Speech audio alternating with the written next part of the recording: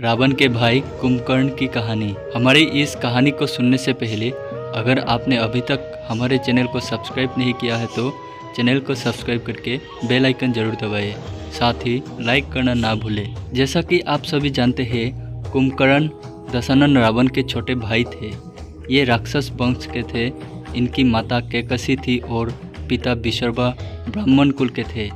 इनकी माता राक्षस थी और पिता ब्राह्मण थे, जिसकी वजह से कुंभकर्ण और इनके सभी भाइयों में राक्षस के गुण के साथ कुछ इनके पिता का गुण भी आ गया था। लेकिन इनकी माता अपने पुत्र को पृथ्वी के राजा के रूप में देखना चाहती थी। इसीलिए माता कैकसी ने अपने पुत्र रावण, विभीषण और कुंभकर्ण सभी को अपने संस्कार दिए, जिससे रावण और कुंभकर्ण के अंदर तो राक्षस वाले गुण तो आ गए, लेकिन विभीषण अपने पिता की तरह थे। वो श्री राम के भक्त थे। आइए कुंभकर्ण की कहानी शुरू करते हैं। रावण अपने पिता के जैसे ही चारों वेदों का ज्ञाता रहा, लेकिन उसको अपनी शक्तियों पर बहुत ही घमंड था। कुंभकर्ण के पास भी अपार भक्तियाँ थी। वो अपनी शरीर को जितना बड़ा चाहे बनाकर एक विशालकाय रूप ले लेता था। इतनी अपार शक्ति होने के कारण भी उसने कभी भी अपने भाई का विरोध नहीं किया, क्योंकि उसे अपने भाई रावण से बहुत प्रेम था।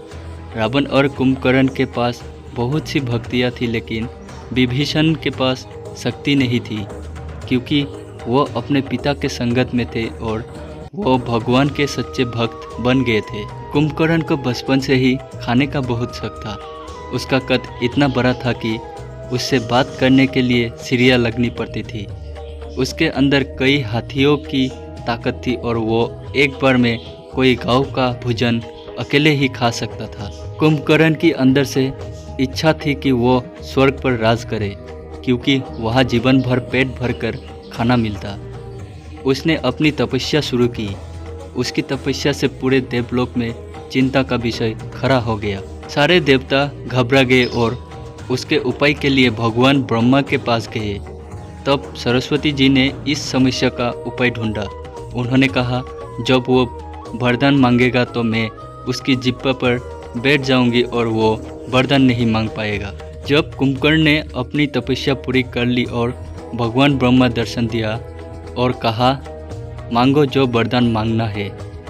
कुंभकर्ण खुश होकर इंद्रासन मांगने वाला था।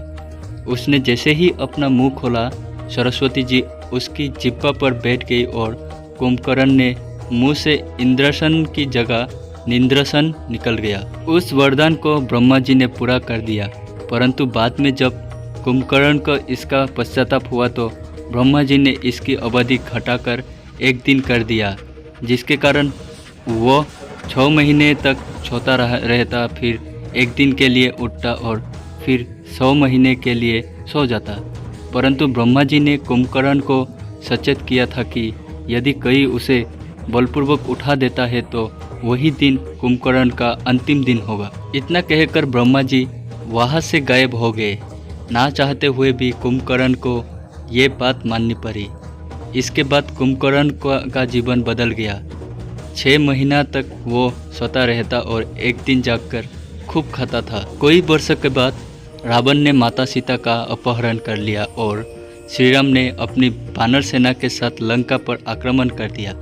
युद्ध में जब रावण के महान योद्धा मारे गए, तब रावण से कुंभकर्ण को जगाने का आदेश दिया। बहुत सारे सैनिक कुंभकर्ण को जगाने में लगे हुए थे और वो अपनी गहरी नींद से सो रहा था। बहुत प्रयत्न करने के बाद सैनिकों ने कुंभकर्ण को जगाया। अपने बड़े भाई के आदेश पर कुंभकर्ण भगवान राम से युद्ध करने के लिए तैयार हो गया।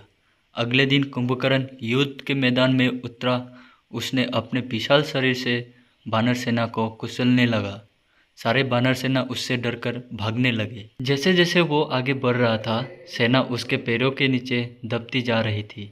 शायद कुंभकर्ण को पता था आज उसकी मौत भगवान राम के द्वारा हो जाएगी, लेकिन ये उसके लिए एक सौभाग्य की बात थी, क्योंकि भगवान के हाथों किसी की मृत्यु से उसका उद्धार हो जाएगा। भगवान राम अपना धनुष और बाण लेकर युद्ध के मैदान में आए और अपने बाण से कुंभकर्ण पर वार करना शुरू किया।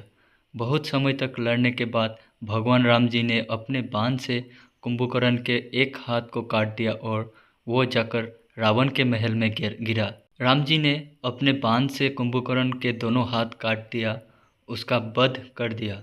उसके वध के बाद राम जी ने विभीषण की मदद से रावण का भी वध कर दिया और विभीषण को राजा बनाकर माता सीता को लेकर अयोध्या वापस आ गया। तो दोस्तों, ये थी कुंभकर्ण जी की कहानी। आप लोगों को कहानी कैसी लगी कमेंट करके ज़रूर बताइए।